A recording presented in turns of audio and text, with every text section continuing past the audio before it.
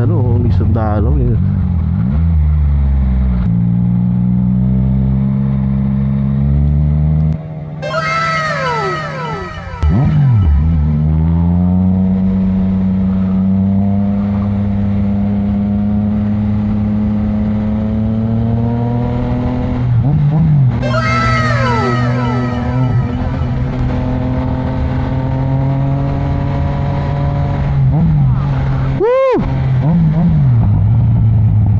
Pabomba daw sila.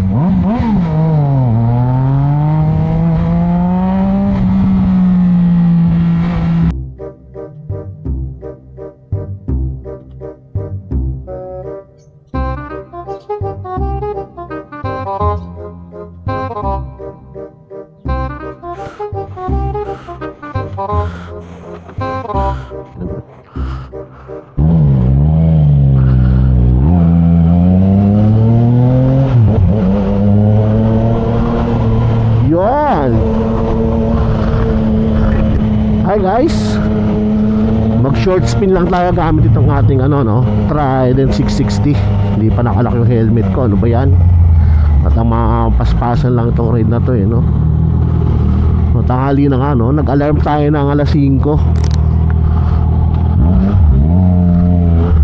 Nag-alarm ako ng alas 5 ng umaga no.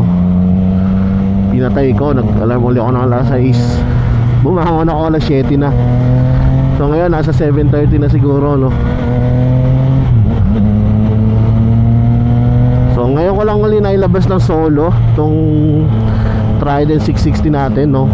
Actually marami na tayong napalitan dito.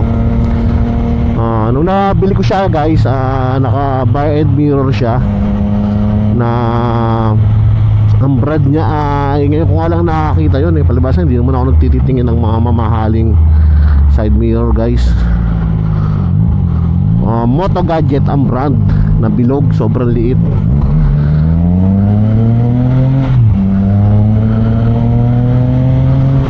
Tingnan ako presyo no, isa lang ang dealer yata nandito. Tingnan natin kung magkano isa guys. Sobrang mahal.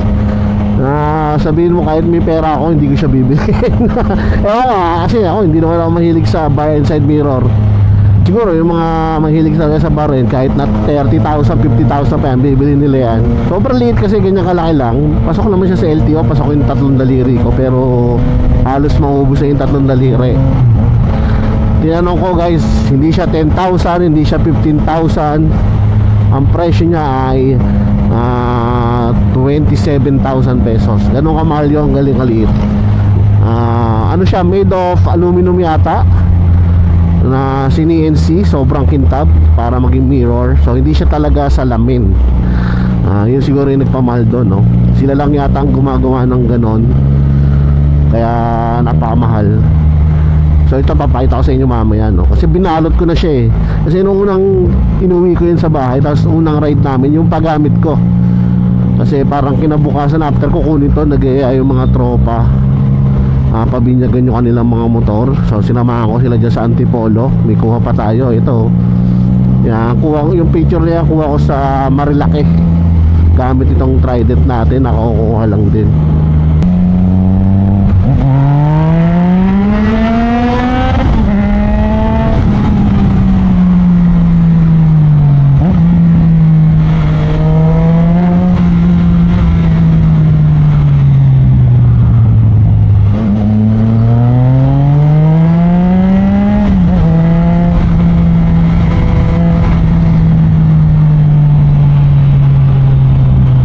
Ulit tayo nakapag-ride dito. Grabe guys, ito na yata ang isa sa pinakamasarap kong na-drive na motor. Sobrang agile, sobrang gaang, sobrang dali drive. Ang dali liko, walang pagod.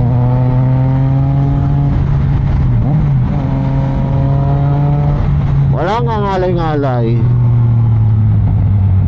Wala ko, nagre-record ako eh. Nagre-record pala ako.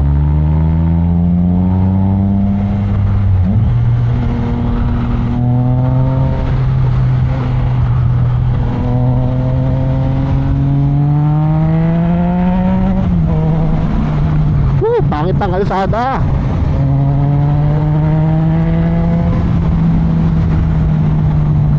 magpapapitik lang tayo doon, no? Tapos uwi din tayo agad. Sana may mga namimitik sa ano, kay Biang Tunnel. Grabe. Nagustuhan ko rin dito sa Triumph, no? Sa Trident 660, yung classic look niya, tong bilog na headlight. Yung sa ano kasi, no, sa Tiger 660 ba yun? Tiger 660. Ganito pa rin yung panel niya, pero iniba yung shape ng ano eh. Iniba nila yung shape nung mismong kaha, kaya napangitan ako. Nung sinakya ko siya sa Triumph na kasa, napangitan ako dun sa panel.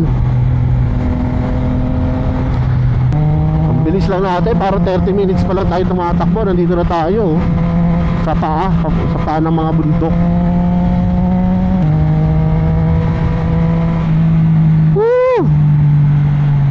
Naalala nyo yung na-aksidente na jeep? Dito yun, no? Dire-diretso siya dyan. Yan dito, may namatay dun sa balita. Dire-diretso siya, nawala ng preno. Kaya nilagyan na ng ganito eh, ano? Nilagyan na nila ng center island na ganyan. Dati wala yan, isang clear yan na ganyan. Pero ano magagawa? Kung wala ka ng preno doon, diyan mo ibabangga, pwede rin. Diyan mo na ibabangga.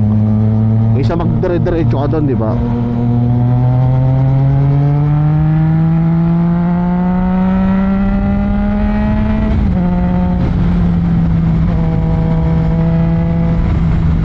Iba talaga hatak nung ano, no? 650 sa 1,000, 660.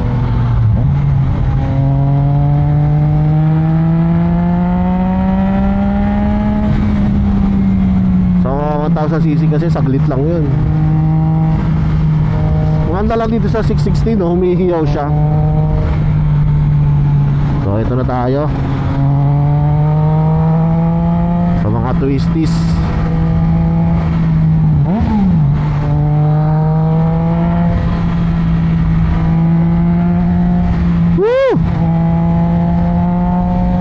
Tama yung sinabi ni Kenji, hanggang 3 ka lang pagdating dito sa twisties, kayang-kaya na ito.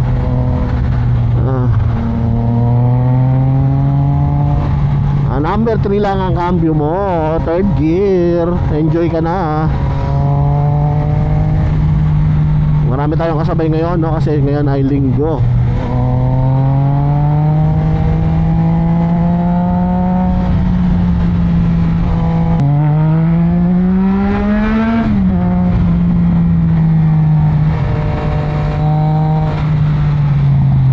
Sarap dito, oh. Woo!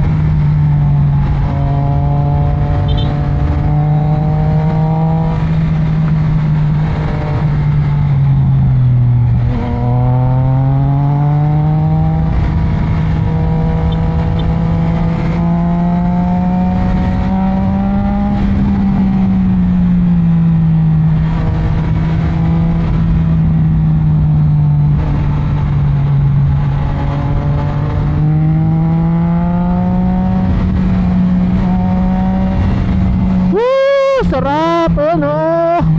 Woo!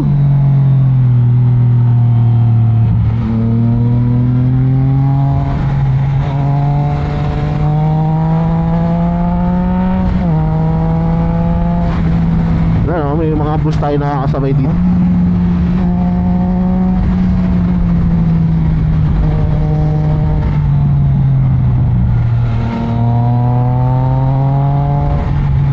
Dami natin kasabay, linggo kasi.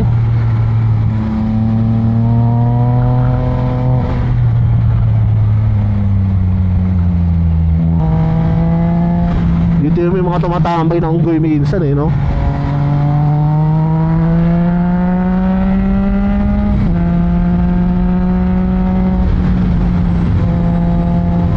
Ganda guys, oh.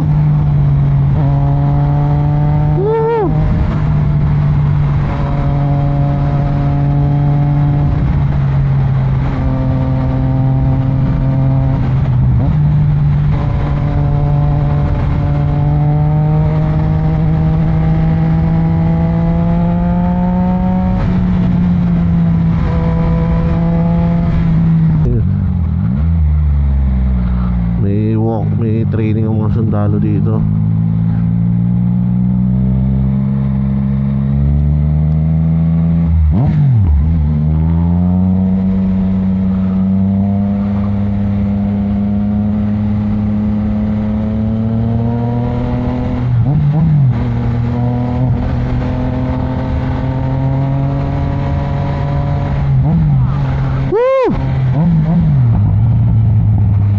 ba daw sila?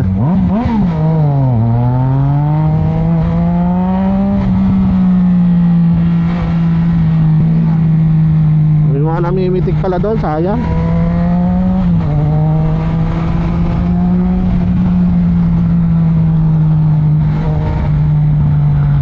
Kaya yung mga parking na gano'n, no?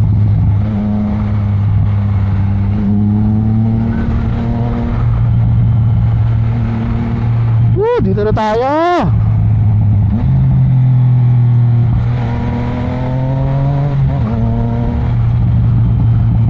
Welcome to Kaibiyang Tunnel, no?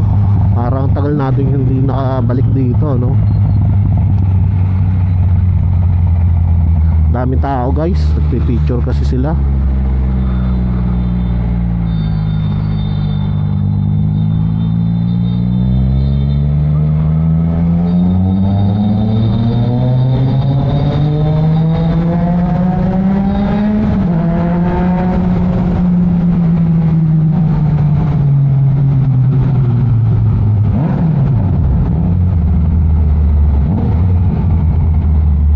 Sarap ng tunog noon, grabe guys. Ayoko lang humapit, daming mga tao. Noong una punta ko dyan, wala pang mga ganyan. Talagang pagpasok mo dito, hindi kasi naalagaan, no? Tinanong ko yung mga nandyan kung may permit sila, wala daw. So hindi na ito nabantayan, no? Sayang. Kasi nung unang punta namin dito talaga dati, wala talagang nakikitang tindahan na ganyan.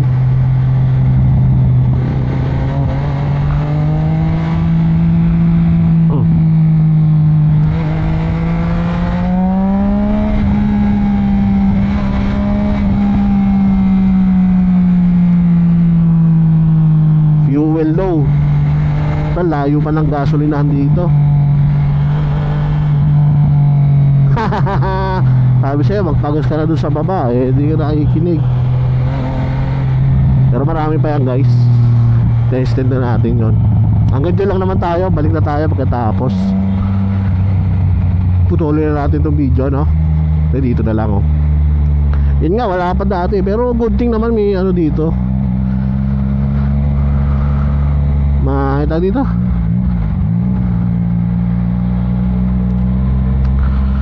To, wala pa, nababoy talaga to, guys. Nakakainis. Dati wala pa, kitang-kita mo yun ng fresh.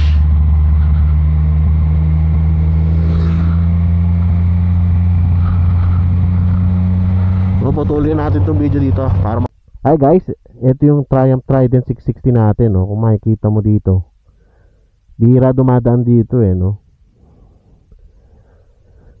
Hinga. Dito yung sa parting Magallanes, papuntang Magallanes pala, no?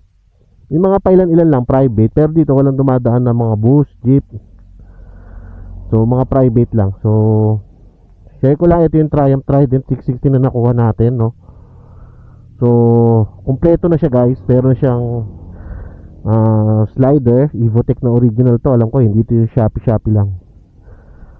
Tapos naka Zard exhaust na siya. Yan ang pinaka nagustuhan ko nung binili ko to. Medyo maputik lang kasi galing na tayo sa Kaibiyang Tunnel, no? Makikita mo yung Zard exhaust. Ayan, Black Edition. Tapos carbon yung tip. Isa lang ang dealer nyan dito, no? Si 6 Moto 8 Centrum yata. Isa lang ang dealer nyan dito is sa Quezon City. So nag-inquire tayo ng price nyan. Tumataginting na 95,000 pesos isang set nyan. Pero yung first owner nito, nabili daw niya yan is 78,000 pa. So ngayon tumaas na siya, no? 98,000. Tapos ito, kapapakabit lang din nung nabili natin, no? Atom. Ang presyo nito nasa 7,000 plus yung harness. Siguro pumalo din ng 9,000 lahat yan, pakabit yan. Good thing dito, meron na siyang RFID North ka South. Ito mga accessories, sa dagdag na lang to, sa Shopee na lang to, alam ko. Importante yan kung mabato yung o malupa yung pinagpaparadahan mo. Ito ako na naglagay. Ang nadagdag ko lang dito, guys, ay itong front fender extension. Maputik pa rin pero hindi na siya umaabot dito sa taas. Before kasi talagang dito putik niyan, sorry, hinihingal. Ngayon may minimal pa rin naman. Sa exhaust meron pa rin konting talsik, pero okay lang naman. Kaysa dati talagang sobrang putik. Tapos itong bag, pinaka kailangan ko. Kasi kung mapapansin nyo, pangit naman kung lagyan ng top box to, no? Kasi mawawala yung pagkapogi niya. At importante sa lahat, yung plaka, meron na siya. Kahit no plate, no travel, magagamit natin to guys. So yun, itong Trident 660. Actually, ang gusto kong kunin na kulay. Actually, ang gusto kong kulay nito is yung puti or yung silver. Kaso ito yung nakuha natin na mura lang. Tapos naka-exhaust pa siya. At tinanggal lang dito yung yung angkasa nung passenger kasi solo ride. So ako, hindi ko rin balak lagyan eh. Pero bahala na. Hindi ko balak sanang ikabit kasi ako pang solo ride ko to, yung pang ride natin talaga is yung yung Ninja 1000 SX, yung pang ride natin ng kasama si Mrs. So yan siya, pogi. Ito pala, nasa akin pa resibo nito, tong engine cover na to, nasa 11,000 ang pakabit, kaliwat kanan yan. Lahat ng resibo nito, ng mga kinabit dito, nasa akin. So ayan yung pinaka dashboard nya. Yan pogi, no? Bilog kasi. So yan, pipindutin ko lang yung clutch. So yun, start na siya. Ayan, guard exhaust.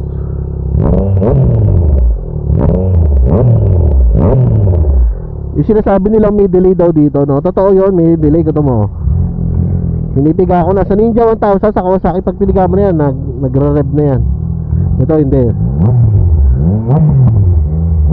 Pero makakasanayan mo na rin naman yan.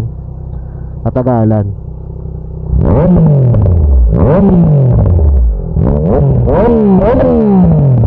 So yun ang sound check niyan guys.